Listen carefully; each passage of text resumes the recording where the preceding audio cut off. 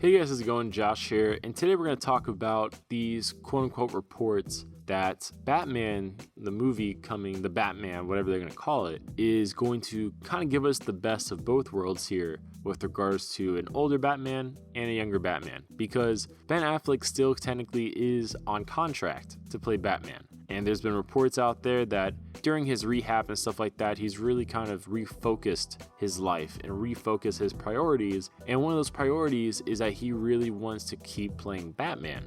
I guess in a similar way that Robert Downey Jr., regardless of his age, has seemingly again and again come back to play Iron Man.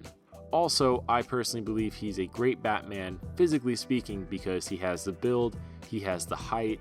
I mean, he's also a phenomenal actor in his own right, so I definitely, and that just rhymes, wow. I definitely was sad about the idea of him just kind of being done, more or less kind of randomly after Justice League. I felt like that's not really the best send-off, but this would be a really good send-off. So one of the rumors out there is that the Batman movie's plot will take place both in the past and in the present.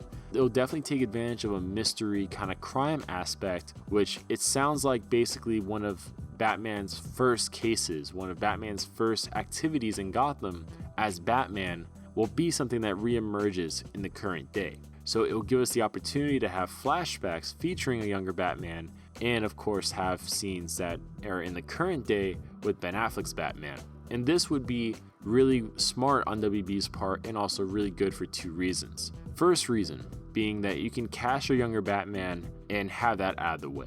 But also gives you the opportunity that because we know Batman operated largely in secret, and we already know he's had characters such as the Joker, and the Jason Todd thing has happened, and for all intents and purposes, Dick Grayson has happened, and he became Nightwing by now. Like, all these things have happened before Batman v Superman, and largely they happened unnoticed, I guess you could say, to the larger DC Extended Universe or World of Heroes because he was operating so low-key. Now this is where having the flashback stuff be a part of the story is really helpful, because you can make sequel Batman movies after this take place in the past with this younger Batman.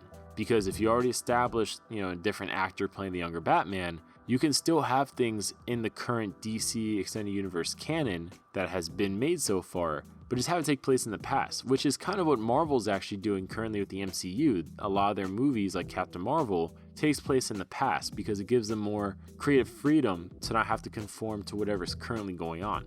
And I definitely think this would be the best kind of move, I guess you could say, for the DC Warner Brothers Extended Universe if they don't want to recast Batman wholeheartedly and more or less reboot their universe. Because we can get that Riddler storyline if someone wants that. We can get a new Nightfall storyline. We can get a new storyline with really any villain for the most part featuring a younger Batman. So this actually has me really excited because Ben Affleck's Batman was really grizzled, and he definitely had a confidence to him because he was such a veteran in, I guess, the crime fighting scene. It'd be really interesting to get this younger Batman. Maybe he's fighting the Court of Owls. I definitely think that would be a really easy one for them to do, honestly, because Court of Owls you could definitely establish as something that a younger Batman faced. You could definitely establish that as something that the generations beforehand, like Thomas Wayne and stuff like that, Thomas and Martha, you could definitely establish that they faced the Court of Owls. Maybe not in the same way that Batman would, but you could say they definitely interacted with that organization to some extent.